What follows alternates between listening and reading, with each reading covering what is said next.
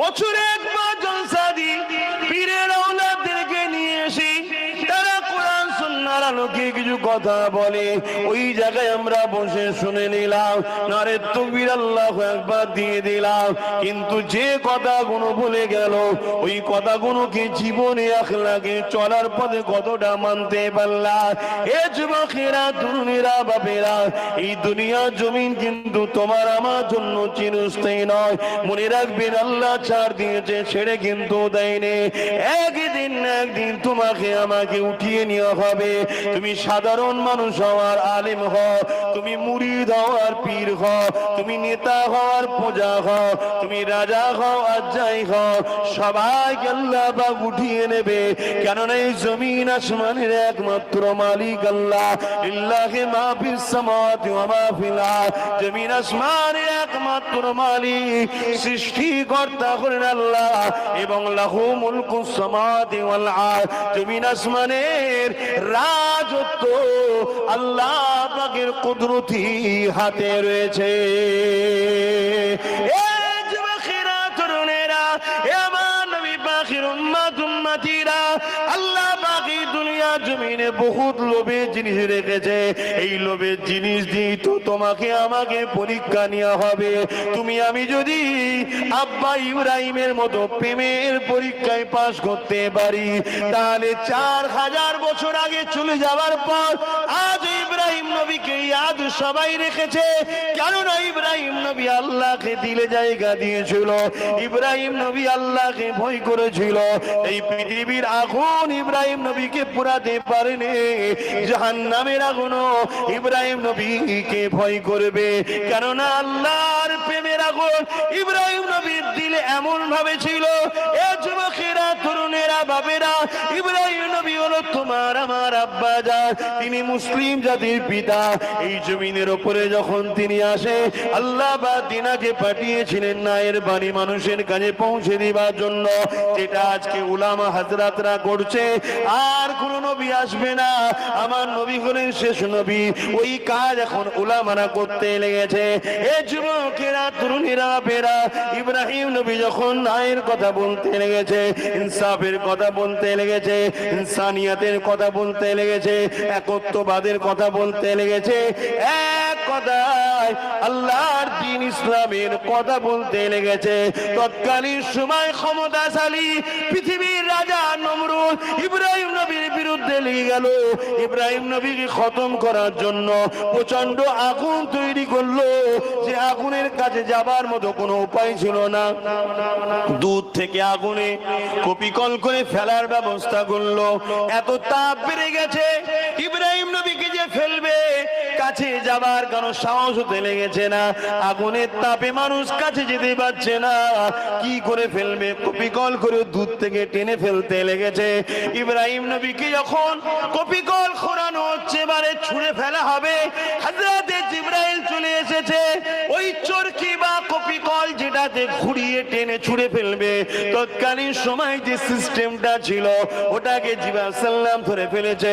ধরে ফেলে বলতে লেগেছে, ভাই ইব্রাহিম, যদি আপনি বলেন আমি সাহায্য করব, এদের নাম নিশানা মিটিয়ে দেব, এখানে ঝাপটা দেয় দানা দিয়ে এদেরকে সরিয়ে দেব।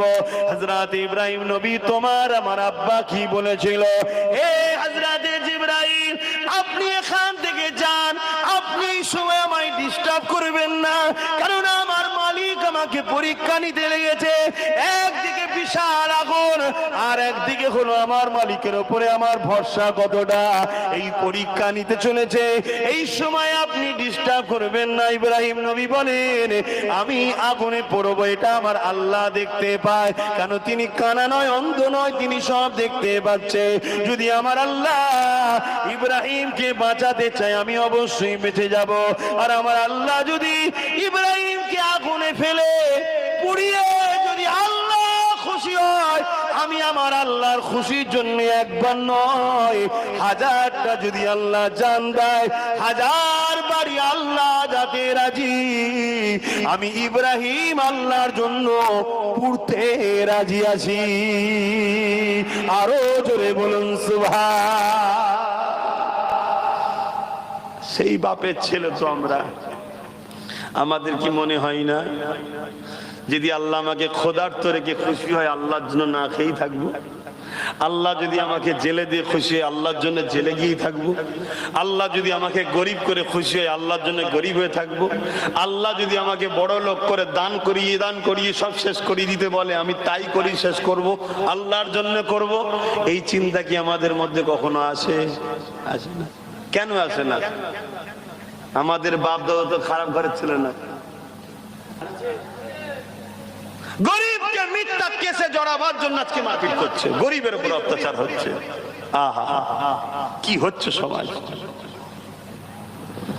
আল্লাহ পাকের আযাব আসার আগে উচিত হবে তোমাকে আমাকে পরিবর্তন হয়ে যাবার। এই যুবকের জিন্দেগি আল্লাহ দিয়েছে, তুমি যদি হকের পক্ষে থাকার জন্য ভাবো আমাকে জেলে দেবে, থাকা যাবে না, তাহলে জাহান্নামে যাবার জন্য প্রস্তুত হও। হকের পক্ষে থাকার জন্য যদি মনে করো আমার রুজিটা কম হয়ে যাবে, তাহলে আখিরাতে আল্লাহর শাস্তির জন্য অপেক্ষা করো। আর দুনিয়া জমিনে যদি তুমি আল্লাহর উপরে ভরসা রেখে আল্লাহ তোমাকে যে দায়িত্বটা দিয়েছে, তোমাকে কুনতুম খায়রা উম্মাতিন করেছে, শ্রেষ্ঠ উম্মত করেছে। কেন শ্রেষ্ঠ উম্মত করেছে? তোমার কাজ হলো গরিবের চোখের পানি মোছা, তোমার কাজ হলো ক্ষুধার্ত মানুষকে খানা দেওয়া, তোমার কাজ হলো সমাজের অন্যায় থেকে সমাজকে বাঁচানো, তোমার কাজ হলো এই সমাজের মানুষকে ইনসাফের রাস্তা দেখানো। এর জন্য তোমাকে যদি সংগ্রাম করতে হয় তোমাকে পিছিয়ে গেলে হবে না। ফয়সালা তো আল্লাহ পাক তৈরি করে, ফয়সালা আল্লাহর কুদরতি হাতে, কিন্তু তোমাকে আমাকে চেষ্টা করতে হবে। যেমন বদরের ময়দানে 313 জন আগিয়ে গেল, 1000-এর উপরে 313 জনের তো ভাবা দরকার ছিল। ওদের সংখ্যা হলো 1000, ওদের হাতে তরোয়াল আছে, অস্ত্র আছে, সবে তারা মুসলমান হয়েছে। তাদের বাপ দাদু আমার রাসূলুল্লাহর হাতে হাত দেয়নি গো। তাদের মধ্যে অনেকে ভুল রাস্তায় চলে গিয়েছিল, অনেকের বাপ দাদু নবী ইব্রাহিমের দিনে ছিল, বেশিরভাগটা অন্য দিকে ছিল। এই যুবকেরা তথাপিও তাদের মধ্যে একবারও চিন্তা আসেনি যে ওদের গায়ে লোহার ড্রেস রয়েছে, আমাদের গায়ে ছিঁড়া ফাটা জামা রয়েছে, ওদের গায়ে এত ক্ষমতা রয়েছে, ওদের সংখ্যা বেশি। তথাপিও তাদের মধ্যে কোনো চিন্তা দেখা যায়নি। সবে মুসলমান হয়েছে, কিন্তু মুসলমান হবার মতো হয়েছে আমার নবীর জবানের উপরে বিশ্বাসের মতো বিশ্বাস করেছে, আল্লাহর কথার উপরে বিশ্বাসের মতো বিশ্বাস রেখেছে।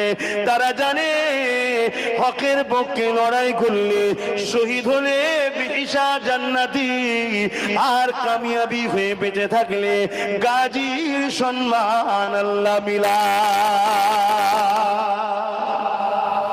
তারা জানে দুনিয়া চিরস্থায়ী নয়, এই বিশ্বাস তাদের মধ্যে ছিল।